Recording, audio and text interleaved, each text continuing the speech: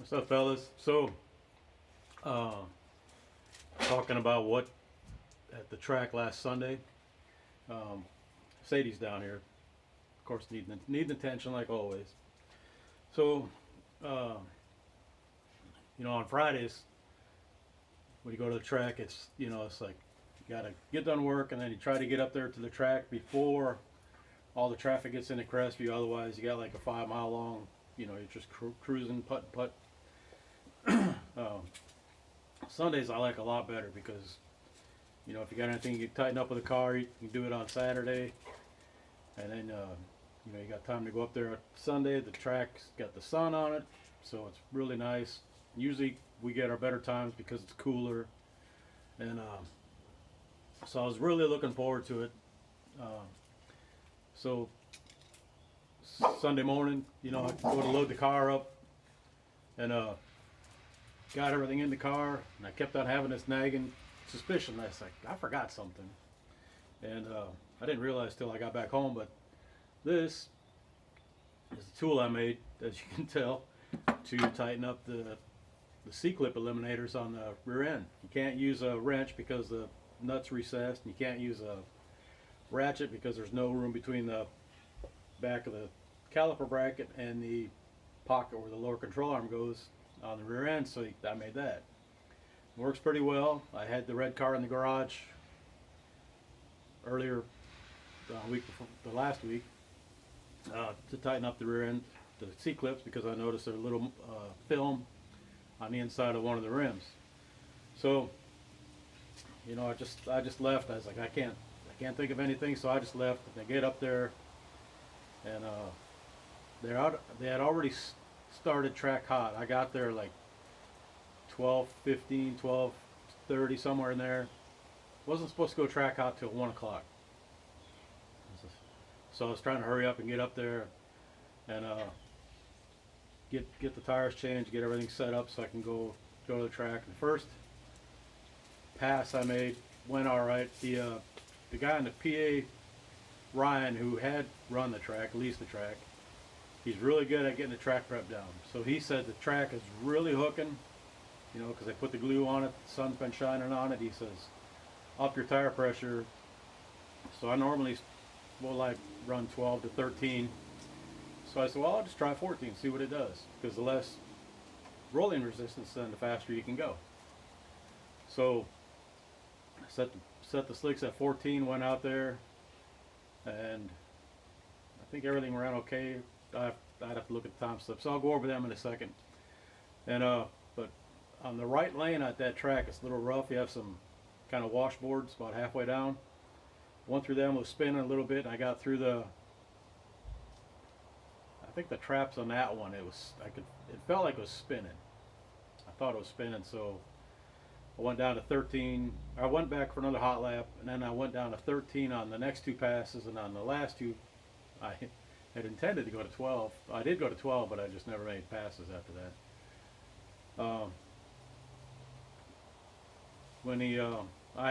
Like I said, I was struggling all day. It's just one of them days. So sometimes they happen. Sometimes you get your poop in one sock and you have a good time. The next to the last pass, I pulled it out of first gear, which is really, I thought I was past that. I mean, I'm still pressing the clutch pedal all the way to the floor between on shifts. I'm just working on that, but I thought I'd gotten over the yanking it out first. But when I made the last attempt at a pass, the stage light comes on, the first yellow comes on, and I noticed I had stiffed or straightened my arm and locked it straight, which isn't good because the seat, especially this one, the seat back on this car, Stupor Trooper, it doesn't move. I mean, it's an old highway patrol car, so I guess it's probably worn out or broken, but it's like in the semi-recline mode, and that's not good, because when you're at the track, you want to be up on the wheel a little bit, especially me being long-legged. I need to be up close, but not too close, because otherwise I'll bang my knees on the steering wheel, and you need to be able to reach in the third without having to, lean forward or whatever. So I was like thinking to myself, why am I doing that? And then the second yellow came on, and I mashed the two-step and mashed the pedal to the floor. Third yellow came on, I let him go, and that was all the further it went. It broke. It was, yeah, it sounded pretty bad. There was a lot of clanking and banging going on, and I don't think it hardly moved. The track guy came and opened the door. I said, I told him, I said, that didn't sound real good, did it? And he said, no. And he looked underneath, there was no oil or nothing. So it's internal on the trans. So I just got the car in the garage Thursday night. I only have fourth gear. And this is the transmission that came in Stupor Trooper. It hadn't been modified to fix the input and output shaft where they kind of pivot in the middle. Like I think Rod put it in a video. So this is a bone stock. It's a reman. I had intended to put it in the Duganwagen. Rod's got my other transmission over there. He's gonna work this with it. One of the dogs just tried to open the door. So,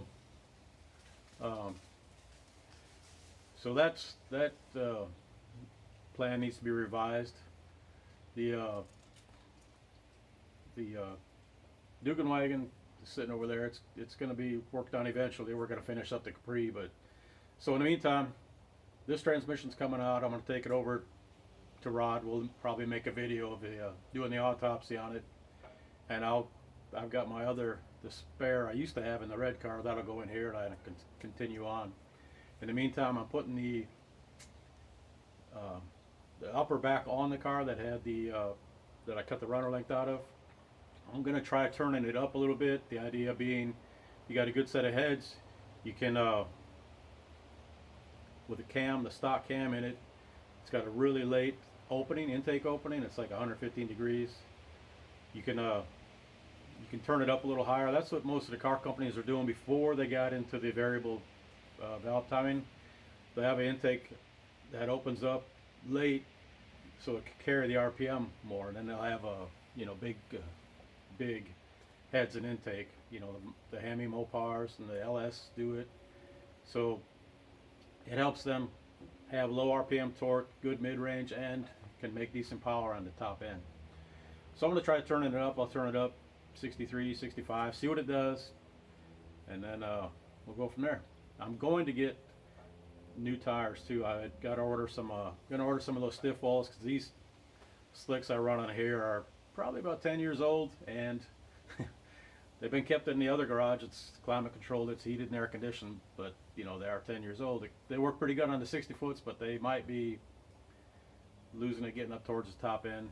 So we'll see what the difference is, and when we get back to the track, whenever that will be, because of the track ownership and lease situation, we'll be sure to let you know. I'm going to go over the time slips here in a second, and then we'll get this thing loaded up. I've talked way too long already. Later, fellas.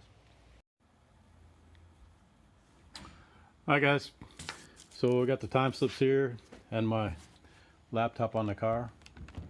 Not every roof can do that. And it's not the bottom of the laptop either, it's the roof. So yeah, this is like the fastest former highway patrol car with a stock cam and a roof that doubles as a bird bath in the world. So anyway, first pass, that's with 14 pounds of pressure in the slicks. Had a horrible reaction time, but that don't matter. It was a single, so I had a 150, 160 foot, which isn't marvelous. That was with a 14 psi, like I said. Didn't go into third clean. Ran a 768 at 90.9. That's when I said it felt like it was spinning going through the traps. And next one up, hot lap. Still not so great reaction. 140 at 60, much better. But then I clanged third. So then I went back and let it sit for a little bit. Let's see, it was 109, so it sat for like an hour. Probably help if I put this up like so. And red lit. Who did I race against that? I don't know if that was one of our guys. That might have been that. Anyway, I don't remember. So anyway, red lit, pretty good. 253 60-foot. That's not good. What the hell happened on that one? Didn't have anything, but I didn't have any notes on there. But anyway, I missed third, so it was irrelevant what the 60-foot was. And then the fourth pass, 0.05 reaction time. That's more better. 151 60-foot. That's not so great. Best is a 144, I believe, 143, somewhere in there. But you know, like I said, the 60-foot's kind of all over the place. I shouldn't say all over the place. It's like 151 here, and the track was good, so that was on something I was doing. And I ran a 722 at 94.8, which is I had with it. But it's still, you know, the 60-foot. That's why I want to get them stiff walls. And then that's probably what happened. I made a pass. Or I pulled out of first. That's when I pulled out of first on the next to last pass, and I didn't even stop at the ET shack to get a slip. So that's right. So then on this pass, I think, yeah, this one I raced rod at a 0.264 reaction time. That's not good. 147 60-foot, which is decent. And I ran a 722 at 91. I think that's when I felt it slip again. So going through the traps. So probably, like I said, what I'm going to do is order some stiff walls, and then these tires, the slicks, are probably be used for testing around here. There's a little road out by Mexico.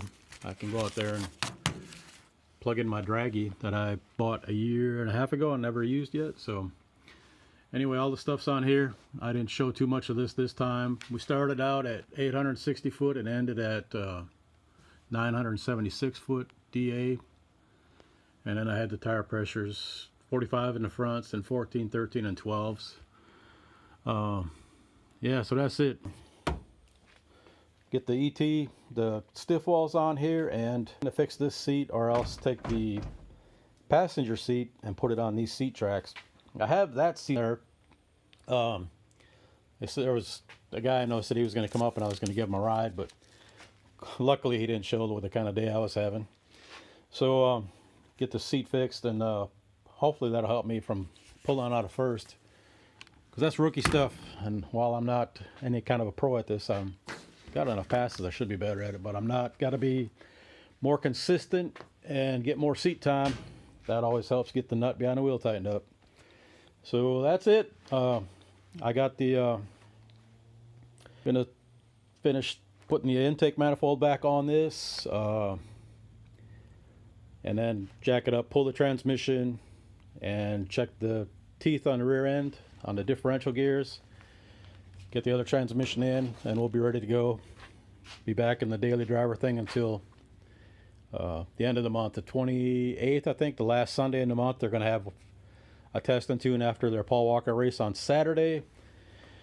And after that, I don't know. We don't know yet. It's all in flux right now. And my two options are, well, right now it's one option is to drive 2 hours to go to Atmore, which I'm not a huge fan of the drive or being at Atmore. But Panama City track's supposed to open up in February, and that's 2 hours the other way going east. So, but that's a huge haul for the other guys, even though it's a lot better. I'm sure it's going to be a lot better track facility. But the atmosphere is just really laid back over there. You can park. They got trees all over. You can park underneath the trees in the shade and kind of sit around and bullshit between runs. So, but like I said, that's like three plus hours for the other guys. So they make them over once in a while, but we'll see. Hopefully we can get back up to Holt and continue our shenanigans up there. All right, fellas. Appreciate you again.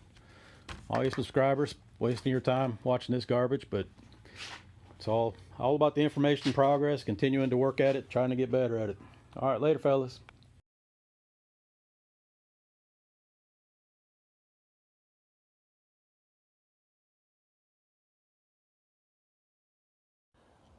Hey guys, I'd be I started to load the video, or you know, my editing, where I splice 2 videos together and load it on YouTube and be done with it.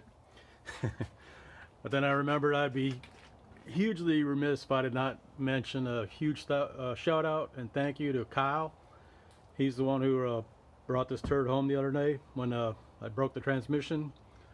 So I got to tell him thank you, and very appreciative. I did buy him dinner at Whataburger, and I did put some gas in his truck when we got over here to Shalimar. So thank you again.